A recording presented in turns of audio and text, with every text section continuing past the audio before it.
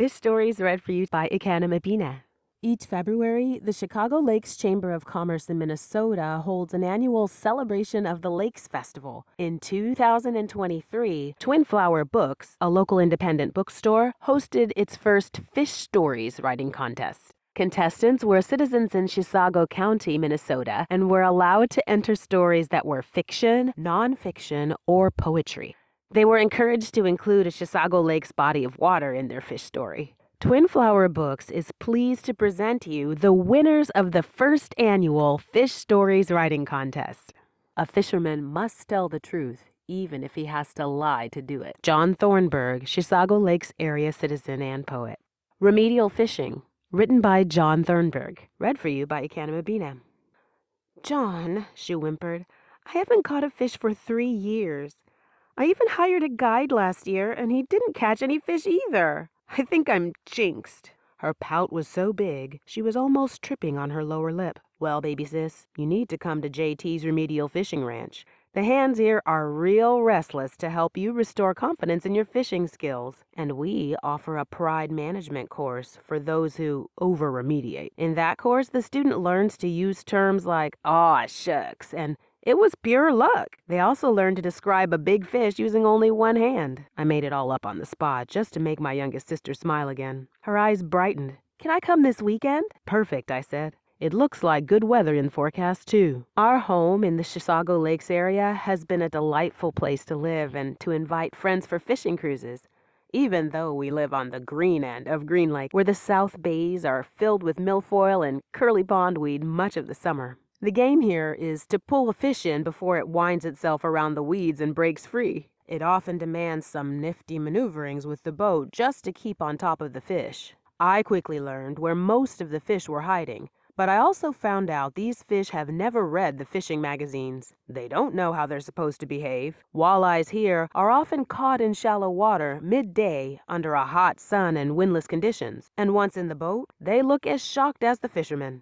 Most of the fish prefer shallow-running light-bodied shads. The favorite color looks like it was designed by a kindergarten class. Big crappies and sunfish bite on the same shads as easily as on minnows, worms, or jigs. A friend fishing with my wife and me caught a 1-pound golden shiner on the same lure, sort of like bait and switch taken to a new level.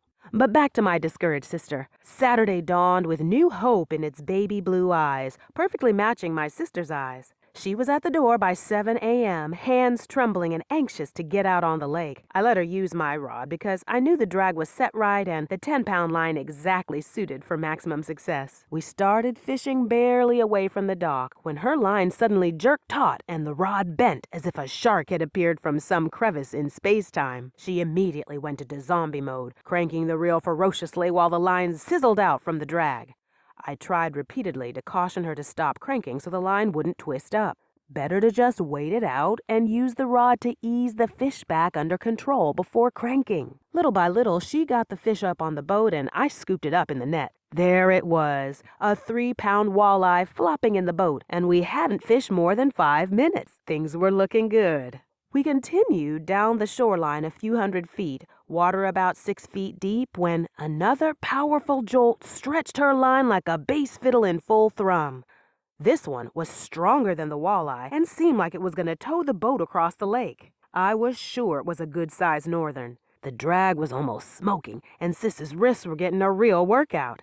She hadn't learned yet to hold the rod by the upper grips with the butt tight against the stomach to improve leverage. She was trying to hold the fish in with only her left hand gripping the butt handle. No time now to coach refinements. 5 minutes of yo-yoing, line coming in, line going back out, and we still hadn't seen the fish. Sis was getting anxious. She wanted this fish.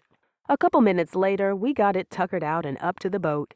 A 3.5-pound northern was promptly slime-slathering the whole floor of the boat, with the lure now a threat to all of us. Finally, I was able to wrestle it into the live well. I straightened out the mess and got the rod ready for the next fish. Sis was shaking her sore wrist. I showed her how to hold the rod better for next time. Now we headed down the shore into the next bay where I knew there were bass. Our technique throughout had been letting the boat drift while we cast lures all around. We had barely arrived in the bay when Sis made her first cast. The lure barely hit the water before something was on. No doubt what it was, because it was jumping clear of the water time after time. A nice bass was tap dancing to the tune of "I Ain't Going Nowhere Without You, Babe." "Wow," I spluttered.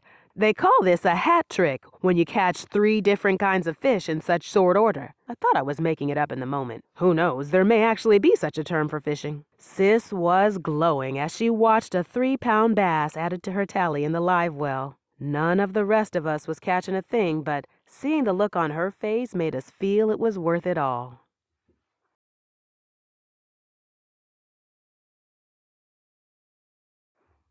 The Odjuret, the Beast in Swedish. Written by Kathryn Anderson. Read for you by Ekanimabina. The wintry dawning air was crisp and dry, slightly stinging as the sun hid behind a layer of dark gray clouds that hung lazily over the whole of Lindstrom, tantalizing the villagers greatly. "Niklas, I've done it! Look, I've really done it!" Breaking the nearly serene quiet of the early morn, a scrawny boy with dusty brown hair came bounding rapidly at the older boy, flinging his arms about widely as he grasped a wriggling fish. "Whoa, slow down, Christopher. You'll scare off his friends if you yell much louder." The older boy affectionately punched the fur-lined cap of his younger brother down. Christopher let out a sarcastic huff and glared at Nicholas as he donned a fatherly smile. "I think it's a trout." "Your first catch. I'm proud of you. And it does look to be a trout as well." He embraced the child into a quick hug before turning his attention back to his own line, now straining against something in the river. "Seems like you just might have the same luck, brother." Nicholas, wasting not a moment's breath, pulled back tightly on his rod, only to be met with the familiar tug of a worthy adversary. This one has some strength to it. He braced himself backward, reeling and pulling with all his might he strained to muster. Christopher let out a small gasp before proclaiming, "You don't think it's the Odjuret, do you, Nicholas? We seem not to have seen the Odjuret for some time." Then, as if the brutish creature hidden in the waters could sense his waning strength, his rod let out a whine, and the pair watched in horror as the rod snapped clean in two and was dragged into the depths. Nicholas's face lowered into a sullen frown. It must have been him. He cradled the broken tinder of his once prized rod in his arms. "It appears our day is done, then. Some may have to go hungry this evening." "But, Nicholas—" "Silence, Christopher. Take my pole. Why won't you at least try? Would you rather have the villagers starve?" "They won't starve." He bit back at his younger brother. "For me, then. For Mama. Won't you at least give it a chance?" "Christopher, it's near midday. You should be getting back to some warmth." "I will go back. You stay. I've already caught my fish. Please, Nicholas. Won't you do this for me?" Christopher shoved the child's fishing pole roughly into Nicholas's chest before pivoting himself to walk down the snow-trodden path. Nicholas moved to follow him, but was caught by his sense of siblinghood. "One more hour, then. But you go on home." Nicholas watched as Christopher turned back towards him with a glimmer of delight in his eyes and a smile plastered across his face, already moving to angle himself onto a patch of ice frozen over the river's waters.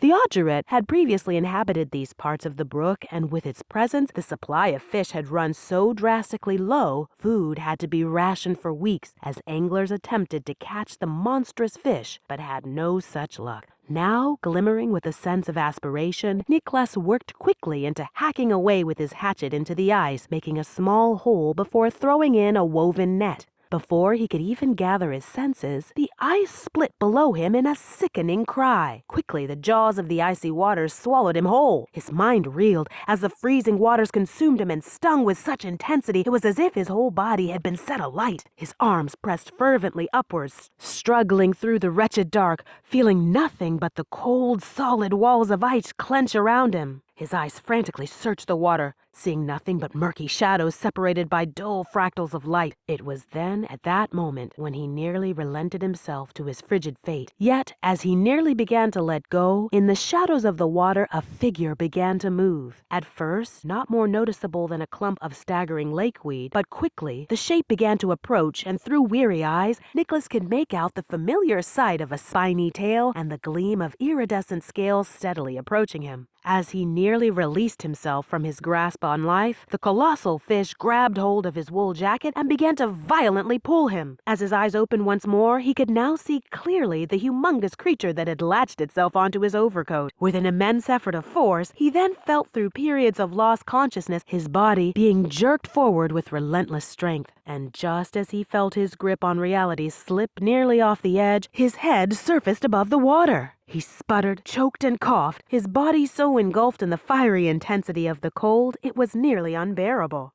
He himself was unable to reach the surface, yet through some miraculous feat, it seemed that the creature in some strange divine way knew his predicament.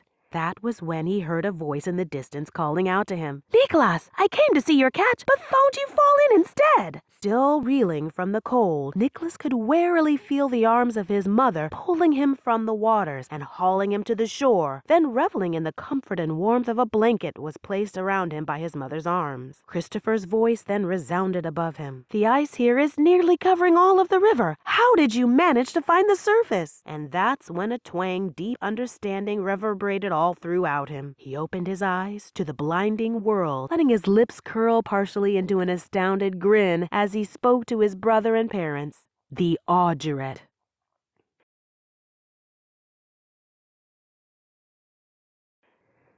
Adult Aspirations, a poem written by Shelly Sprain. Read for you by Kathryn Bina. The dock whispers of a child. One fish, two fish, red fish, blue fish. Surging the waves of my memories. A splash, a swirl, my line pulls taut. What do I see? A blue fish watching me. Old Dr. Zeus needs to learn. It is not a blue fish I seek, but the glittering emerald of Green Lake. A Minnesota walleye to eat.